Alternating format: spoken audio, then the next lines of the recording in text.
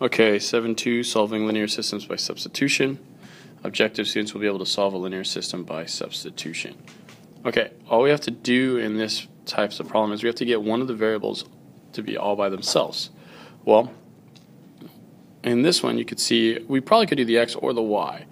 But the directions ask for us to just solve for the y first, and we could actually do that with either equation. So that's what we're going to do. I'm going to do the first one. So what I'm going to do is I'm going to get that y all by itself. So we got negative x plus y equals 1. I'm going to add x to both sides. I get y equals 1 plus x. And I'm going to take that and I'm going to plug it in for y right there. So I will have 2x plus, now instead of y, I'm going to write 1 plus x equals negative 2. Combine my like terms, and I get 3x plus 1 equals negative 2. Subtract 1, and I get 3x equals negative 3. Divide by 3, and x equals negative 1. And now I'm halfway done. Okay, now that I have a value for x, I can take x and plug it back into this equation that I already solved for y. So let's do that. I take x, which is negative 1, and I plug it into y equals 1 plus negative 1. Well, 1 plus negative 1 is just 0, so I have y equals 0. And so I could say my answer for this system of equations is negative 1 comma 0. Boom. Done. Okay, let's move on to example number 2. Solve this linear system. This time they want us to solve for x first. Let me zoom in so I get a little bit more room. Alright, we're going to get x all by itself. Now out of these two equations, this one has a variable with x. This one does not. So I think this is going to be the easier one to solve for. So let's go for it. I'm going to add 4y to both sides, and I get x equals 4y minus 1. Beautiful. Now I'm going to take that x and I'm going to plug it in to this equation right there. So I have a 2, and instead of an x now, I'm going to write what I know x equals, which is 4y minus 1, plus a 2y equals a 3. So this equation and this equation are the same. The only difference is instead of an x, now I have a 4y minus 1. Alright, let's distribute the 2. We get 8y minus 2 plus 2y equals 3. Combine like terms, and I get 10y minus 2 equals 3. Add 2 to both sides. Cancels, and I get 10y equals 5. Divide by 10. And I get that y equals 5/10, or reduce it 1/2. Alright, now I know what y equals. So I take this y and I plug it back in to that first equation that I used. So let's do that. And I say that x equals 4. Now instead of y, I'm going to put 1/2. And then I say minus 11. Well, x equals 4 times 1/2 is just 2. Minus 11. And x equals negative 9. Now the practices. Okay, so we write our answer as negative 9 comma 1/2. Box it, and there we go, and we're done. What I want you guys to do that are watching this video at home or wherever, I want you guys to try these 3 practice problems on your own. I'll put the answers up there in a little bit, but try these 3. See if you can do them on your own. Figure out what variable is going to be the easiest one to solve for. Usually it's the one that does not have a coefficient next to it, so that's usually the easiest one. So give those a shot, and then I'll put the answers up there in just a second.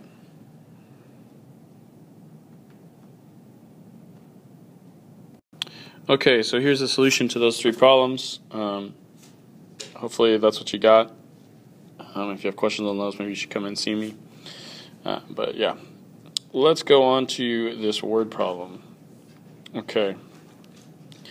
In one day, the National Civil Rights Museum in Memphis, Tennessee admitted 321 adults. Alright, let's underline that. That's going to be important. Oh, adults and children. Alright, and collected $1,590. Or $1,590. The price of admission is $6 for an adult and $4 for a child. How many adults and how many children were admitted to the museum that day? Okay, these problems at face value can be really just kind of confusing and scary. But what I want you to do is get in the habit of just making a box that looks like this. Okay?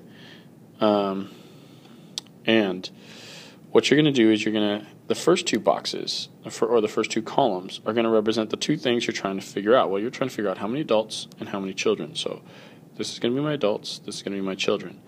And the last column is always going to be your totals. Okay? So let's look at what totals I have. Well, I have a total of 321 people in general. And what makes up those 321 people? Well, my number of adults plus my number of children. So I'm just going to say A plus C has to equal 321. All right, what else is one of my totals? Well, I made a total of $1,590. So 1590 is another one of my totals.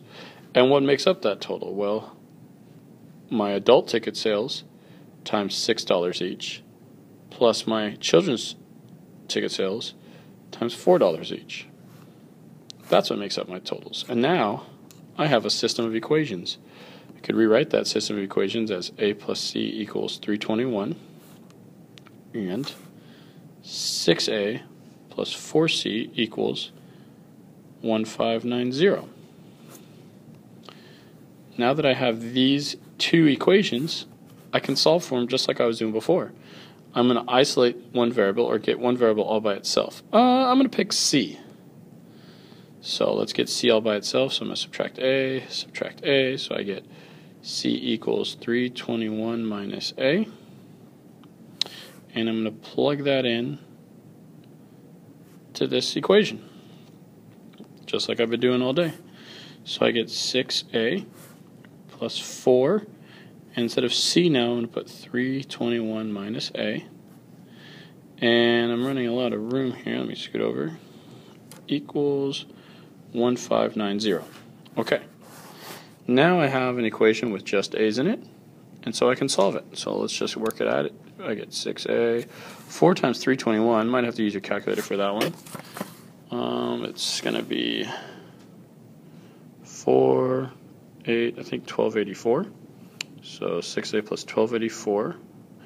And then 4 times negative A is negative 4A equals 1590. Now I'm going to combine like terms. I have a 6A and a 4A, so that's 2A because it's negative 4A. And I have a plus 1284 and equals 1590. A couple more steps here. I'm going to get rid of this 1284, move it to the other side by subtracting it from both sides. So that would cancel. I get 0 minus 4, we've got to borrow 1, so we get 10 minus 4 is 6, 8 minus 8 is 0, 5 minus 2 is 3, and I have a 2A. And last thing I got to do, divide both sides by 2, divide by 2, and I get A equals 153. Okay, now that I know what A is, I'm going to take it and I'm going to plug it back into this equation that I had for C up here. So let's do that. I know that C equals 321 minus A, and since A is 153, I plug that in. I can just plug that into my calculator if I want, and I'll get that C equals 168. And so how many adults were there? Well, there was 153. How many children were there? There was 168. We know that for sure. All right, that's it for today's lesson. I'll see you guys in the next video.